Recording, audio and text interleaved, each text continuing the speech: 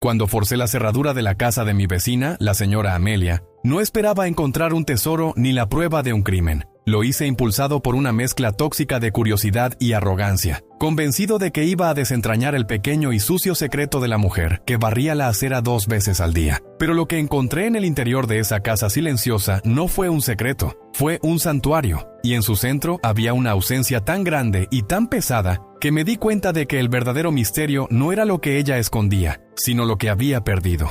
Soy Tomás, un escritor que trabaja desde casa, un observador profesional de las vidas ajenas. Mi defecto fatal siempre ha sido mi impaciencia con los cabos sueltos, mi necesidad de tejer una narrativa coherente a partir de los fragmentos desordenados de la realidad. Y en esta historia les contaré cómo mi obsesión por resolver el enigma de mi vecina me llevó a cometer un acto terrible, y cómo, al hacerlo, descubrí una verdad sobre el dolor y la esperanza que me obligó a reescribir no solo su historia, sino fundamentalmente la mía. Mi vida antes de Amelia era una rutina predecible, marcada por el ritmo de mi teclado y las tazas de café. Mi apartamento, en un segundo piso, me ofrecía una vista privilegiada de la vida de mi barrio. Una calle tranquila, arbolada, donde nunca pasaba nada. Y en el centro de esa nada estaba Amelia. Era una viuda de unos 60 años que vivía en la casa de la esquina, y cada día, sin excepción, a las 6 de la mañana y otra vez a las 6 de la tarde, salía con una vieja escoba de paja y barría meticulosamente su tramo de acera. No era una limpieza normal.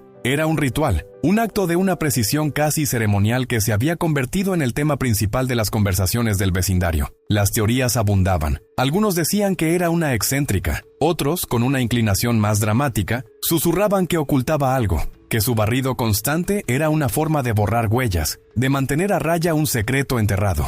Yo, en mi arrogancia de escritor, me creía por encima de los chismes, pero la rutina de Amelia se convirtió en un desafío para mi necesidad de encontrarle un sentido a todo. Era una anomalía, un personaje en busca de un autor que explicara su motivación. Lo que estaba en juego para mí era mi propia tranquilidad intelectual. No podía concentrarme en mis novelas de misterio cuando tenía uno sin resolver justo debajo de mi ventana. Mi defecto, esa necesidad de imponer una lógica a todo, me hizo elegir la teoría más oscura. Decidí que los vecinos tenían razón. Amelia escondía algo. ¿Será capaz de manejar las consecuencias de su inminente decisión? Mi descenso de observador a acosador fue gradual. Empecé a tomar notas de sus movimientos, cronometraba la duración de su barrido, observaba si hablaba con alguien, pero su vida, aparte de ese ritual, era un lienzo en blanco. No recibía visitas, rara vez salía de casa. La ausencia de drama solo alimentaba mis sospechas. Mi mente de novelista empezó a construir escenarios. Quizás había un compartimento secreto bajo las baldosas, quizás esperaba una señal. Mi obsesión se convirtió en el entretenimiento del barrio. Mis vecinos me preguntaban por mis avances, con una sonrisa cómplice, y yo, atrapado en mi propio juego, sentía la presión de ofrecerles un desenlace. El detonante fue un paquete. Un día vi a un mensajero dejar una caja grande y plana en la puerta de Amelia. Ella salió, la recogió con una extraña solemnidad y la llevó dentro. Esa noche, una luz tenue, como la de una vela, parpadeó en la ventana de su sala de estar durante horas. A la mañana siguiente, cuando salió a barrer, vi en su rostro una tristeza tan profunda, tan devastadora, que me sacudió. Pero mi mente, ya envenenada por la sospecha, no lo interpretó como dolor. Lo interpretó como la tensión de alguien que acaba de completar una parte de un plan siniestro. Mi defecto fatal, mi incapacidad para aceptar una explicación simple y humana, me empujó al siguiente nivel. Decidí que tenía que saber qué había en esa caja, y para eso tenía que entrar en su casa. Sabía que ella iba a la iglesia todos los domingos a las 10. Tenía una hora. ¿Logrará salir de este lío que él mismo creó? Forzar la cerradura de una puerta vieja fue más fácil de lo que esperaba. El sonido del pestillo al ceder fue un grito en el silencio de la mañana del domingo. Entré, el corazón martillándome en el pecho, una mezcla de adrenalina y vergüenza recorriendo mis venas. La casa olía a lavanda y a tiempo detenido. Todo estaba impecablemente ordenado, cubierto por una fina capa de polvo, como si nadie lo hubiera tocado en años. Fui directamente a la sala. Y allí, sobre la mesa de centro, estaba la caja que había visto entregar. Estaba abierta. Dentro no había nada siniestro. Solo un rompecabezas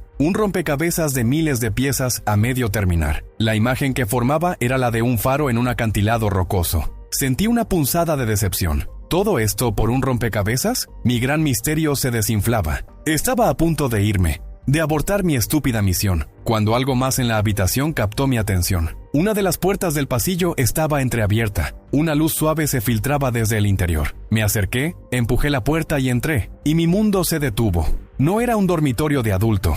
Era el cuarto de un niño, congelado en el tiempo. Las paredes estaban pintadas con nubes. En una estantería, una colección de coches de juguete ordenados por color. Sobre la cama, un edredón con un estampado de cohetes espaciales. Y en la pared, sobre el escritorio, había un calendario. Estaba detenido en un mes y un año de hace una década. Y un solo día estaba marcado con un círculo rojo. El 15 de octubre. El aire se volvió pesado. De repente, recordé. El 15 de octubre de hacía 10 años, la noticia que había conmocionado a nuestra pequeña ciudad. La desaparición de un niño de 8 años llamado Simón, el hijo de la viuda de la casa de la esquina. Se había desvanecido sin dejar rastro de camino a la escuela. Nunca lo encontraron. La historia que mi mente había construido, la de la vecina excéntrica y siniestra, se derrumbó, dejando al descubierto una verdad tan simple y tan insoportablemente triste que me dejó sin aliento. El cuarto no era un santuario, era una herida abierta. Y Amelia no era una villana de novela negra, era una madre cuyo reloj se había detenido el día que su hijo desapareció.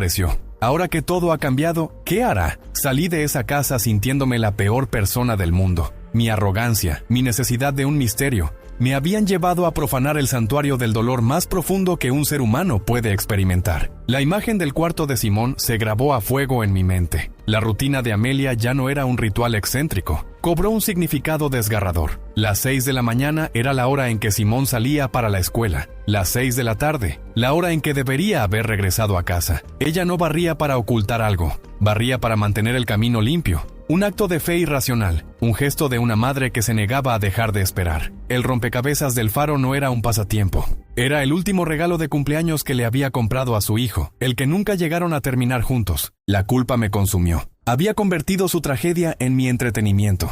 Me había unido al coro de susurradores del barrio, añadiendo mi propia voz cínica al ruido. Ahora el silencio de mi apartamento no era pacífico, era acusador. Tenía que hacer algo. Tenía que enmendar el daño que había hecho, aunque ella nunca lo supiera. Pero, ¿cómo te disculpas por una transgresión que tu víctima ni siquiera sabe que has cometido? Sabía que una confesión directa solo añadiría más dolor a su vida. La humillación de saber que su vecino la había espiado y había violado su hogar. La solución no podía ser sobre mi absolución. Tenía que ser sobre ella. Mi defecto fatal me había llevado a este punto. Ahora, tenía que usar mi única habilidad, mi única herramienta, para intentar arreglarlo. Dejé de lado la novela de ficción en la que estaba trabajando y empecé a escribir una historia nueva. Su historia. Pasé semanas investigando el caso de Simón. Fui al archivo donde trabajaba y desempolvé los viejos periódicos. Leí cada artículo, cada entrevista. Hablé con el detective retirado que había llevado el caso. Un hombre que, como yo, todavía estaba obsesionado con ese cabo suelto. Reconstruí la historia de Simón, no como un caso sin resolver, sino como la vida de un niño lleno de sueños. Un niño al que le gustaban los cohetes espaciales y los rompecabezas de faros. Escribí la historia no como una pieza de periodismo de investigación, sino como un relato humano. Escribí sobre una madre y su esperanza inquebrantable, sobre un barrio que, en su aburrimiento, había olvidado la tragedia y la había reemplazado con chismes. Escribí sobre un ritual diario, sobre una escoba y una acera, y sobre cómo los actos de amor más profundos a menudo son los que el mundo no puede entender. Y al final de la historia hice un llamado, no a la policía, sino a la gente, un llamado a recordar. Publiqué el artículo en el periódico local, de forma anónima. La reacción fue inmediata y abrumadora. La historia de Amelia y Simón, que había sido relegada a los archivos polvorientos, volvió a la vida.